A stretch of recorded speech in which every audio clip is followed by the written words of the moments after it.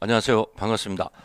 자, 이번 시간은 이제 두 번째 과목이죠. 자, 두 번째 과목 연소공학입니다.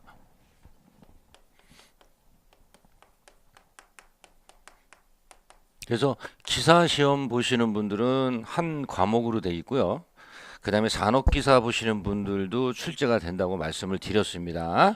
몇 번. 그래서 산업기사 분들도 포기를 하면 안 되고 꼭 하셔야 돼요. 실기도 있으니까. 자, 그러면 우리가 일반적으로 연소공학 이라는 개념은 뭐냐면 우리가 연소라는 얘기는 뭐예요? 연소라는 얘기는 자 어떤 가연성 물질이 있습니다. 가연성 물질이 즉 연소가 가능한 물질이어야지만 연소가 되겠죠. 응? 가연성 물질이 뭡니까? 예, 산소. 그래서 우리가 산소를 우리는 산소원 이렇게 얘기하죠. 그러니까 이 산소는 실제로 어디에 있어? 공기 중 산소를 의미하는 거고, 가연성 물질이 있어야 되고 그 다음에 산소가 있어야 되고 그 다음에 이 두 가지만 있다 그래갖고 연소가 성립이 되는 것이 아니고 뭐가 있어야 되죠? 예, 점화를 시켜야죠. 그래서 점화원이라는 것이 필요합니다. 뭐 뒤에 나오지만 이 세 가지가 연소하는 데 있어서 가장 기본적인 구성 물질이죠. 자, 그래서 구성 물질에 대한 개념보다 하여튼 연소에 필요한 가장 중요한 세 가지예요. 자, 근데 여기서 보면은 가연성 물질이 산소와 반응한다. 그래서 요 개념을 갖고 우리는 무슨 반응이다? 산화 반응이다. 연소는. 근데 이 산화 반응이 여러 가지 화학 반응 중에 하나잖아요. 그래서 어떤 물질의 산화 반응보다는 상당히 빠르게 진행이 돼요. 아주 급격하게 진행된다고. 그래서 요거는 아주 빠른 또는 급격한 산화 반응이다. 보통 이렇게 이야기를 우리가 합니다.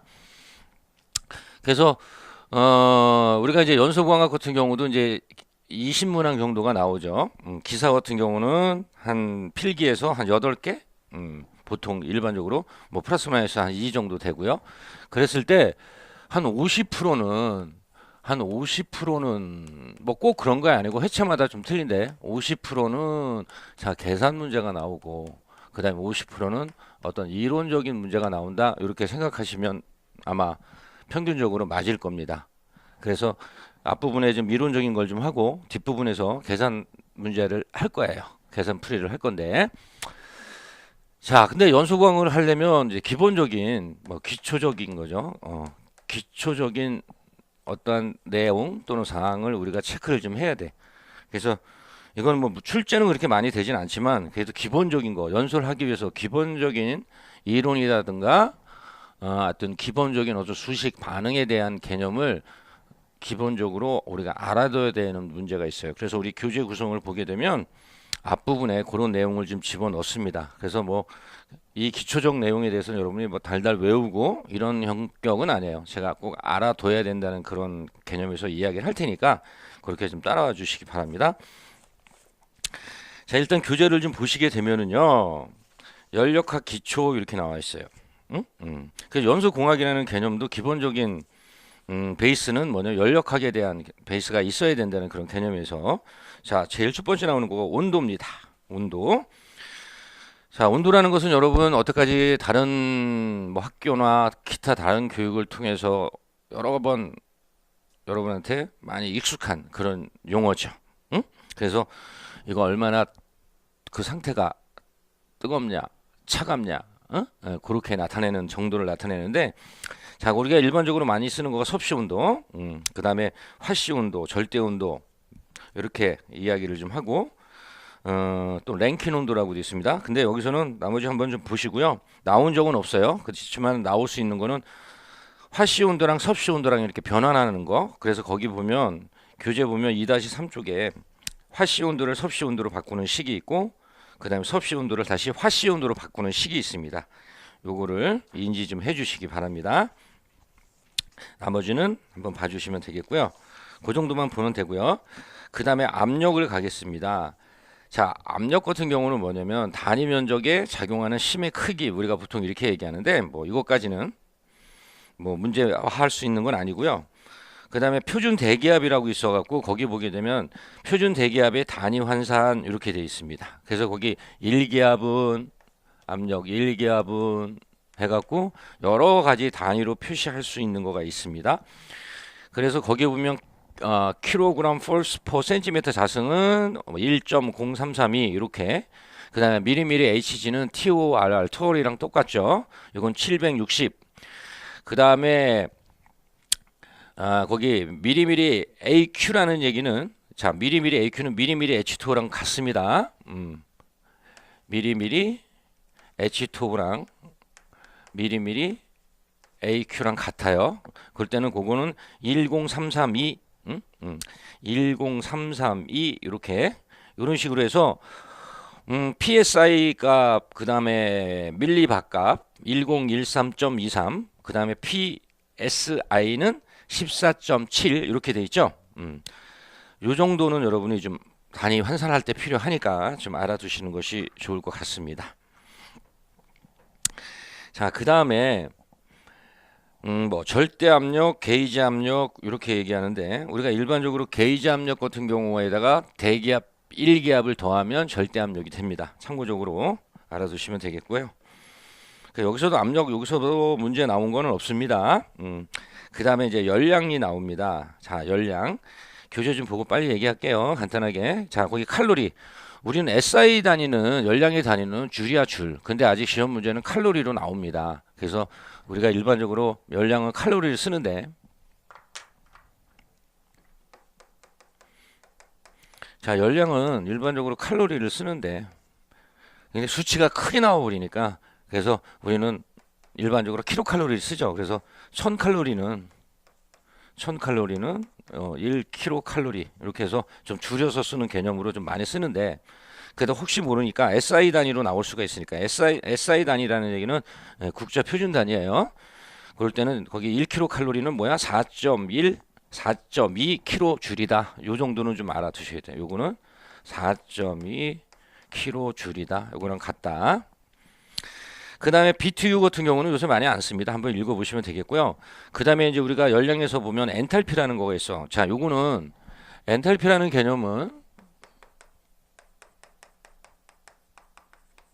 자, 요거 기사에서 한번, 산업기사 안 나왔고요. 기사에서 한번 나왔댔어요. 그래서 기사 하시는 분들은 요거 실제 비중을 1로 놓겠습니다. 마이너스로 놓고. 그래서 엔탈피에는 설명 중 바르지 않은 것 뭐 이런 식으로 나오거든요. 그래서 거기 보시게 되면은요, 교재를 보고 얘기하겠습니다. 어떤 반응이 자발적으로 일어날지 여부를 나타내는 것을 우리는 엔탈피라고 합니다. 자, 어떤 반응이 자발적으로 일어나는.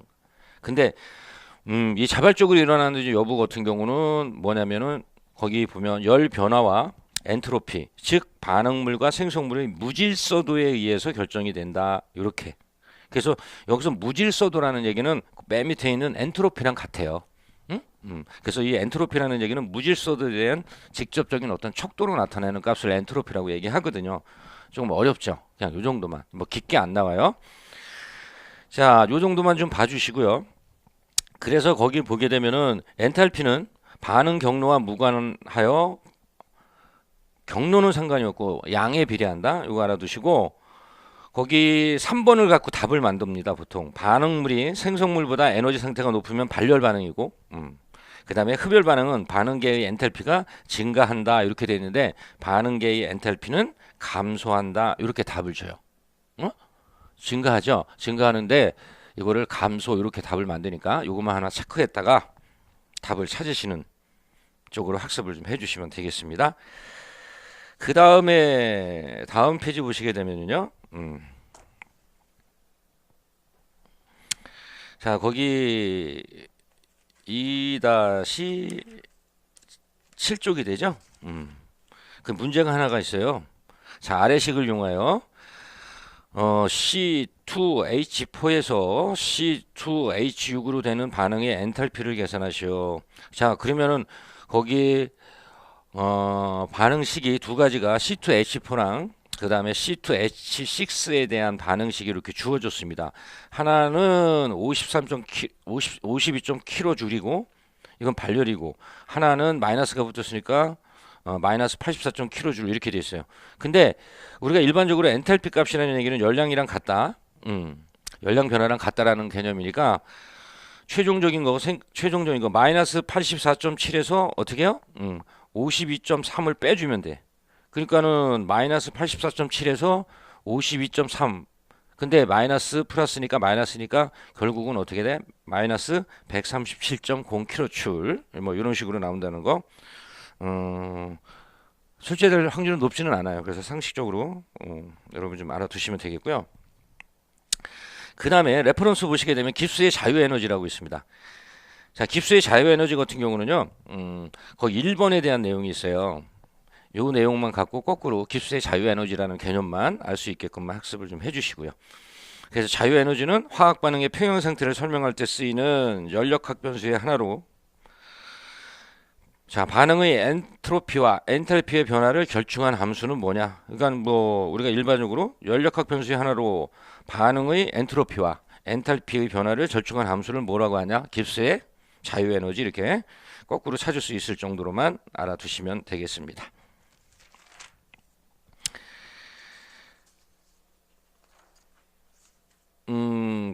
그 다음에 보시게 되면 비열이 나오는데, 이 비열 같은 경우도 문제 나온 적은 없어요. 그래서 간단하게 비열의 개념만 좀 보면, 자, 어떤 물질이 있어.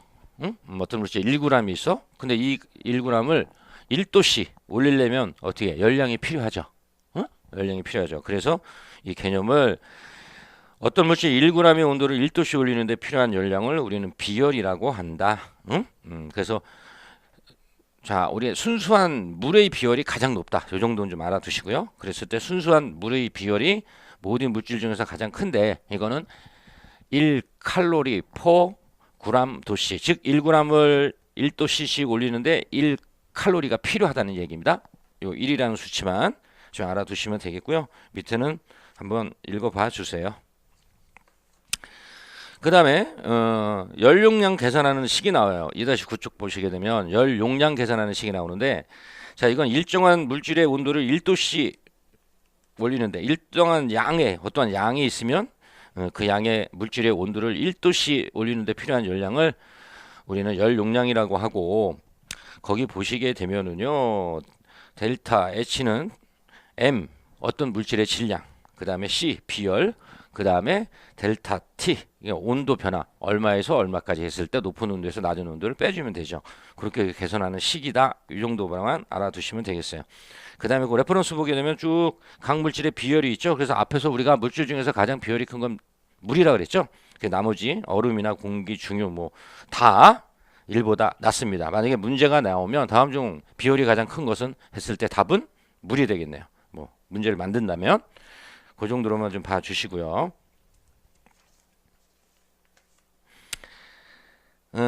자, 그 다음에 2-10쪽 가시게 되면은요, 이상기체 법칙이 있습니다. 이상기체 법칙. 자, 요거 같은 경우도 뭐 이론적인 개념보다는 계산 문제로 해서 문제가 나왔댔는데,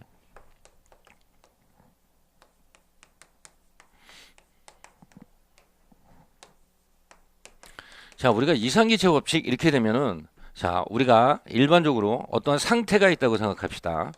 이 상태라는 얘기는 어떠한 물질이 주어진 조건에 있다 그랬을 때 이 주어진 조건이야. 그 주어진 조건을 우리는 온도와 압력 이런 개념으로 이야기를 한다고. 그러면 어떠한 공간에, 그 공간에 온도가 있고 압력이 있을 거 아니에요. 그러면 그 상태에서 어떤 물질이 발생이 되면 그 물질이 이 상태 조건에서 부피를 얼마 갖냐? 부피가 얼마냐? 그래서 온도와 압력에 의해서 결론적으로 뭐가 되냐면 부피가 결정이 된다고. 부피가 결정이 돼. 그래서 우리가 일반적으로, 자, T, PV 1, 그 다음에 T2, P2, V2 이렇게 됐을 때 요거는 뭐냐? 요 상태가 변하기 전에 어떠한 온도, 근데 이 온도 T라는 얘기는 기체 법칙에서는 우리가 모든 온도는 뭐야? 절대 온도를 써요. 그래서 섭씨 온도에다가 플러스 273을 하면 되죠. 그 개념이고요. 자, 어떤 온도, 상태가 바뀌기 전에 온도와 압력 조건에서 부피를 나타내는 거고, 자, 그러면 상태가 바뀌었어. 온도도 T2로 바뀌었고 압력도 P2로 바뀌었을 때 V2는 당연히 바뀌죠. 그렇죠? 그러면 이걸 V2에서 대해서 쓰면은 V2는 V1 곱하기 T1분의 T2 곱하기 P2분의 P1 이렇게 쓸 수 있다고. 그래서 요식을 갖고 문제를 만드는 경우, 요식을 갖고 문제를 만드는 경우가 가끔 나올 수가 있습니다. 자, 그 다음에 그 교재를 보시게 되면은 자, 거기 이상기체는 자, 분자 상호 간의 인력이 거의 작용하지 않고 그 다음에 기체 분자 자신의 부피도 없으며 자, 공기는 약 0에서 50도씨 범위 내에서 보통 이상기체 법칙을 따른다. 이렇게 되어 있습니다. 그래서 요거는 자, 여기서 공기가 이상기체 법칙을 따르기 위해서는 어느 정도 0에서부터 약 0에서부터 50도씨 요거가 나올 수가 있습니다.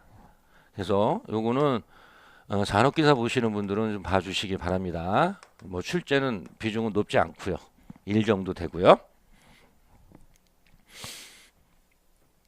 자, 그래서 요거를 우리는 일반적으로 요거를 뭐라고 얘기하냐면은 요거를 보일이랑 샤를 각각 이야기한 걸 하나로 뭉친 거야.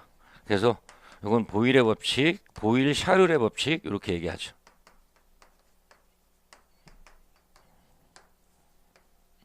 이렇게 요건 뭐 이렇게 해서 V2를 유도한 거고요.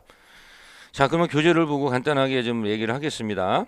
자, 보일의 법칙이라는 얘기는 거기 보세요. 보일의 법칙이라는 얘기는 얘는 일정한 온도에서 이건 뭐 보일의 법칙은 여러분 너무 많이 접했던 거죠. 그럼 보일 나오면은 온도가 일정한 상태에서 가정을 하고 얘기하는 거야. 자, 부피와 압력과의 관계입니다. 그래서 일정한 온도에서 부피는 압력에 반비례한다. 그래서 거기 보게 되면 뭐 이런 것까지는 구체적으로 안 나올 것 같은데 그래도 봅시다. 보일의 법칙은 일정한 온도, 그러니까 온도 빼고 PV는 일정하다 K 이렇게 되면은 어떻게 돼? 이걸 V에 대해서 쓰면 어떻게? V는 P분의 K. 얘는 상수값이고 그럼 얘랑은 비례해 반비례.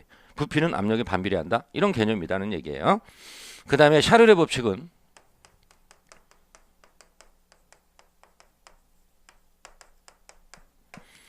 자, 샤를의 법칙은 거기 얘는 압력이 일정한 상태를 얘기하는 겁니다. 압력이 일정한 상태에서 부피는 절대 온도에 비례한다. 그러니까 부피는 절대 온도 비례한다. 상수값 있겠고, 부피는 절대 온도에 비례한다. 그래서 요 개념이 바로 뭡니까? 샤를의 법칙 이렇게 우리가 이야기를 할 수가 있어요. 그래서 그 다음 페이지를 보시게 되면 그래서 요것도 똑같아요. 자, 여기서도 보세요. 그러면 요거를 우리가 이렇게 쓸 수 있지? 상수값 빼고 율로 이항하면 T분의 V는 T분의 V 해갖고 전, 후 이렇게 만들 수 있지. 그쵸? 그 다음에 그 다음 식을 보시게 되면요. 그 다음 식을 보게 되면 요 식을 뭐예요? V2에 대해서 쓴 거죠. V2에서 정리를 하니까 이렇게 곱하고 이렇게 하고 V2에 대해서 쓰니까 어떻게? T1분의 V1 T2 이렇게 되죠. 그러면 그 밑에 식은 어떻게 돼? V1에서 묶으니까 1 남고 온도가 273분의 절대 온도니까 1분의 곱하기 T인데 1 대신에 그냥 T로 집어넣으면 되죠. 요 식을 또 유도할 수 있죠. 요거는 뭐냐면 뭐 중요하진 않는데 그 01번을 풀려면 요 식을 좀 알아야 되기 때문에 말씀을 드렸습니다. 그래서 요 개념은 뭐냐면 좀 더 정확하게 얘기하면 모든 기체의 부피는 압력이 일정할 때 온도 1도씨 상승할 때마다 부피는 얼마? 273분의 1만큼 증가된다라는 그런 의미가 샤를의 법칙입니다.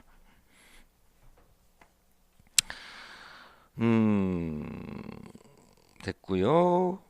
그 다음에